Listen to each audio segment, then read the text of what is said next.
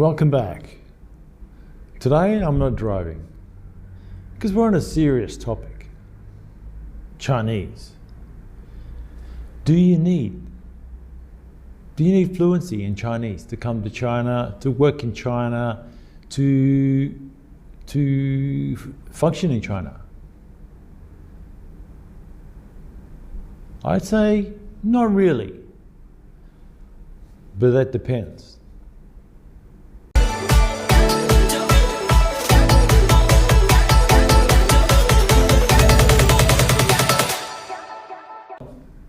My story before coming to China.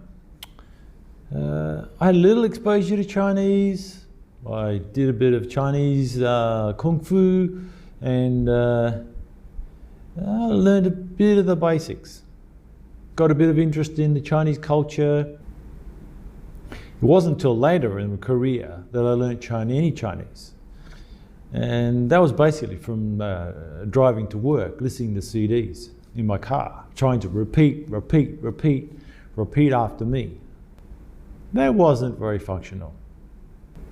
At the time, I was a supply chain manager in the automotive industry, tier 1 supplier, a Japanese company supplying Ford, GM, and in the supply chain role, we were sourcing a lot of componentry, raw materials from China.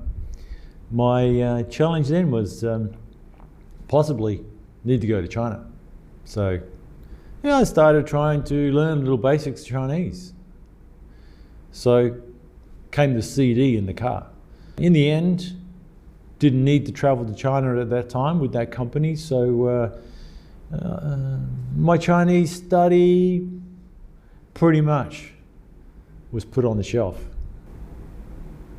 It wasn't until recently, the last 15 years, working in the current business of company I'm in now, Australian company, that decided we needed to go to China or at least low-cost countries for sourcing componentry for our machinery and to maintain our competitive edge in the market. Came to China to try to see what we can find. I didn't really know any Chinese at the time, apart from a few basic words. By the time I'd started in this company, I'd already married a Chinese girl. We didn't speak any Chinese at home. We speak English. She's a Chinese girl, originally from China, lived in Australia for more than 10 years before I met her. So we tended to speak more, English all the time. And I'm probably very lucky. Her parents actually can speak English as well, which is very rare for that generation, for of older people to understand any English. So again, no need for me to be getting excited about being fluent in Chinese to communicate with the family. Step by step, I've been learning, but it's not easy. I improved little bit by bit. After coming to China, employed some staff that could translate most of the things for me, helped me get around, register the business. Had enough people around me, again, don't really need to learn Chinese to the level of what most would call fluency. Sure, before coming here, I thought I'd have a lot of trouble. But I found it easy to find English-speaking Chinese who've got some basic English skills, very good written English. I also found it quite easy to get around in Qingdao, to do basic things, to go shopping and get around in taxis. And ultimately, the results speak for themselves. I was able to set up the business, employ people, negotiate with the government, get a good lease on a property here. We've got some very stable, very strong business relationships with a lot of suppliers across China. from regions as far south as Hefei, up to Dalian and Yantai, and quite a number of other smaller cities across Shandong province, and a few more down towards Shanghai. We've even been as far down as Xiamen, Guangzhou in previous years, but we found we could find better suppliers here the more we looked. When you're trying to get around and do basic things on the street, there's no short of local Chinese wanting to help a foreigner. Don't be afraid to come here and explore. I've been able to get a driving license, do most things, deal with daily life with my very limited Chinese ability. I learned some really favorite sayings. 我说得不好 means I don't speak well. Yeah,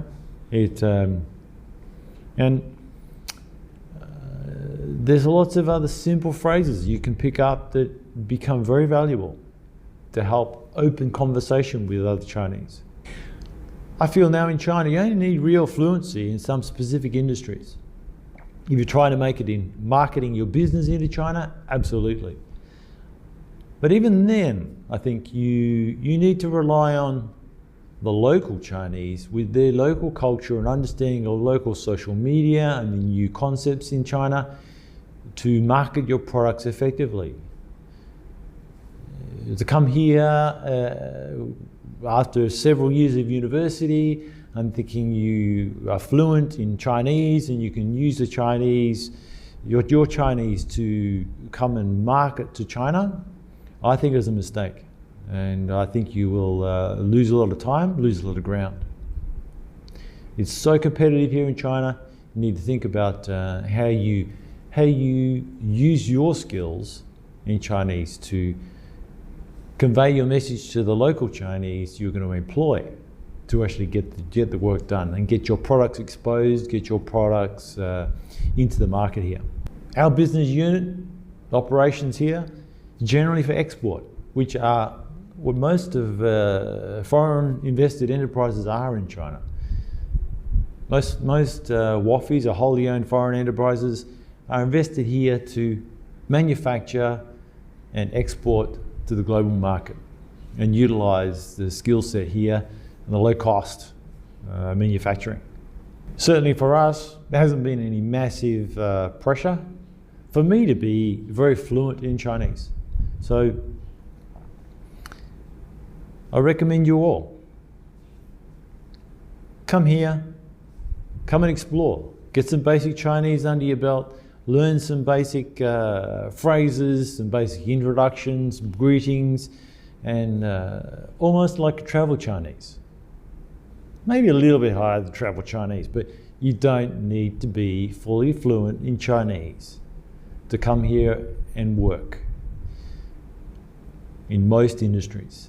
You want to come here and do teaching, which a lot of foreigners are doing here. There is a big growth now for a requirement for English teachers.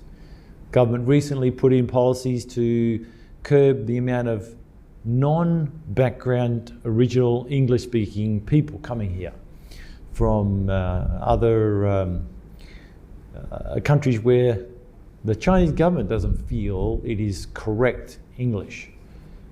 Even though they probably studied all of their English and grown up most of their life in the US or the UK or Australia, the government's policy now has become quite focused to try to they want to lift the level of education here, of English teachers in the actual market here. Once you're here, there are a lot of apps that we use to communicate, the likes of WeChat. WeChat apps, they're the general social communications app everyone uses here, and it's used in personal communications, it's used in business as well.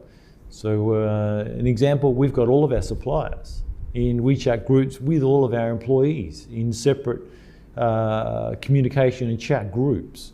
When we've got supplier quality issues, we have group chat, open chat, where our quality teams, our engineers are all in one group and can see the open communication and dialogue between both companies. We resolve things so quickly. We're able to stop production problems at the source before it becomes something huge. So the communication can be so rapid. All of these apps in China have internal real-time translation. They can translate from English to Chinese, Chinese to English very, very quickly. And I can enjoy joining these conversations at any point to put my view across, and everyone in the group, even though they cannot speak any English at all, can't understand English, they can understand what I'm saying, they can get the message. I can talk directly to the company boss at the different level in the business to convey my opinion and my requests and to build the relationship with non-English speaking bosses in companies in China. And they do likewise. We don't need to be fluent in the language to do good business deals and understand each other. So some advice I can give you as well, maybe. I tried all the different Chinese programs, CDs, apps, ChinesePod.com and the likes, and I got to recently actually came across zerotohero.com. They're all on YouTube. I'll put a link in the description below if you're interested, and they're not paying me for anything.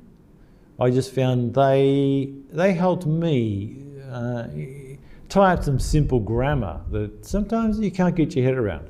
Don't be shy, don't be scared, don't be worried about your lack of Chinese language.